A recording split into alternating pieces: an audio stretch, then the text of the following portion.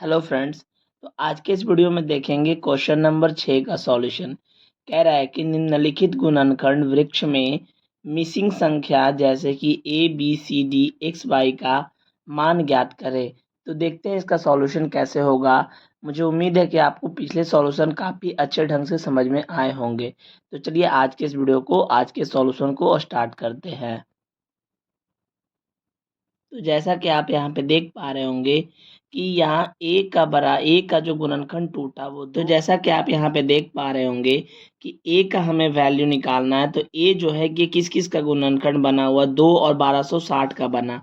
तो ए बराबर हमारा आ जाएगा 2 गुना 1260। तो गुना करेंगे आप तो 2 गुना 0 0, 2 छिक 12 और 2 दूनी 4 और 1 5 और 2 इकाई का 2।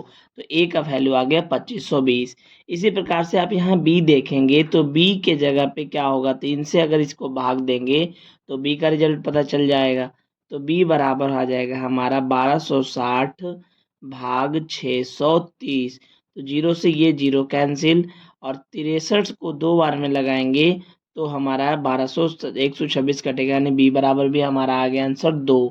अब हमें निकालना है सी। तो सी का क्या वैल्यू आएगा, तो यहाँ देखेंगे कि ये 2 से लगाए 630 में, तो यहाँ कितना आएगा।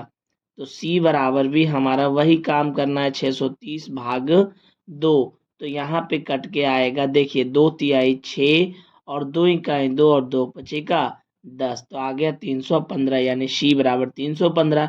अब हमें चाहिए डी। तो डी बराबर आप देख रहे हैं कि यहाँ सी की जगह 315 और ये एक गुणनखंड 105 बना है, तो 105 से अगर भाग देंगे तो डी का वैल्यू निकल जाएगा, यानी 315 भाग 105। अब आप इसे गुना करेंगे तो 5 तिया 15 और 3 इकाई 3, यानी अगर इसे देखा जाए तो ये 3 बार में कट जाएगा। तो डी का वैल्यू आ गया हमारा 3। अब यहाँ पे एक्स का वैल्यू पूछा गया है। तो ये 35 एक गुणनखंड है, तो एक्स का वैल्यू क्या आएगा, तो एक्स का वैल्यू 105 से भाग दे देंगे 35 में। तो 35 में भाग देंगे तो x बराबर आ जाएगा हमारा 3। ठीक उसी प्रकार से बाई का क्या वैल्यू आएगा, तो बाई बराबर 35 भाग 7 हो जाएगा। तो यहाँ पे 5 आ जाएगा। तो इस प्रकार से आपको A B C D X बाई का मान मिल गया। इसी प्रकार से छठा का दूसरा है जो कि सेम क्वेश्चन है, और मुझे उम्मीद है कि अगर आपको ये समझ आ गया होगा तो वो आप खुद से कर लेंगे। चलिए देखते हैं नेक्स्ट क्वेश्चन को। तो यहाँ पे देखेंगे क्वेश्चन नंबर 7 क्या कह रहा है कि अभाज्य गुणनखंड विधि द्वारा निम्नलिखित पूर्णांकों का एचसीएफ और एलसीएम ज्ञात करें, यानी प्राइम फैक्टराइजेशन के जरिए एचसीएफ और एलसीएम कैसे निकाला जाता है वो यहाँ पे देखेंगे। जैसे कि 96 और 404, 6 और 20 सारे का एक ही सेम मेथड होता है। कैसे प्राइम फैक्टराइजेशन के जरिए एचसीएफ और एलसीएम निकाला जाता है वो देखिएगा ध्यान से।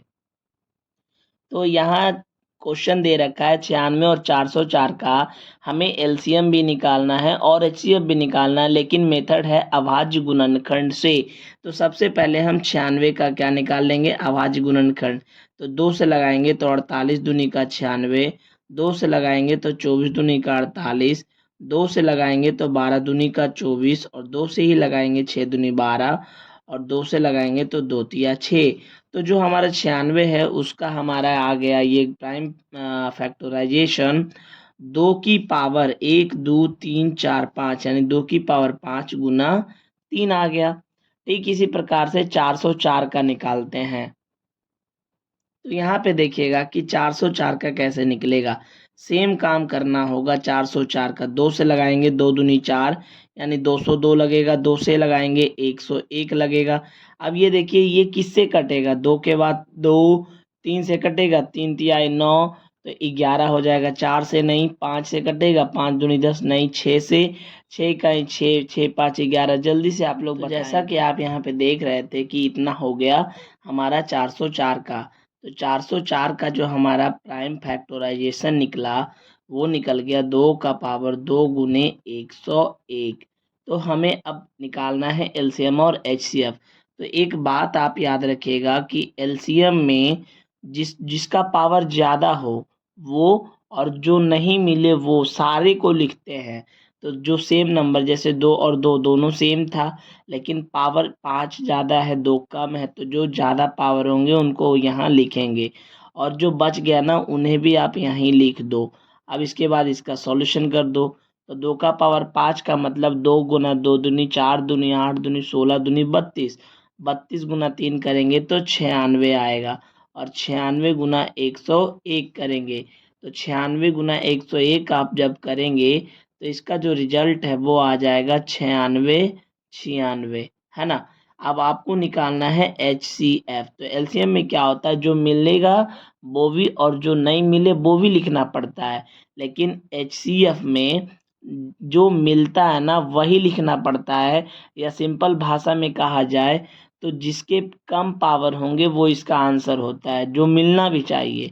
तो जैसे यहाँ 2 2 मिल गया, लेकिन इसके पावर 5 था और इसके पावर 2 था, तो ये कम पावर है, तो कम पावर वाले ही इसके आंसर बनेंगे, यानी 2 का पावर 2, यानी कि हम 4 लिख सकते हैं। तो मुझे उम्मीद है कि ये बात समझ में आया होगा। ठीक इसी प्रकार से इसमें 7 नंबर क्वेश्चन में 6 क्वेश्चन है लगभग, तो ये सारे इसी प्रकार से बनेंगे। अगर आपको कोई भी परेशानी हो तो आप इस वीडियो में कमेंट करके बता दीजिएगा, तो मैं पूरे क्वेश्चन का सॉल्यूशन दे दूंगा। अगर आप समझ गए होंगे तो मैं अगले सॉल्यूशन में आगे की ओर बढ़ेंगे। धन्यवाद।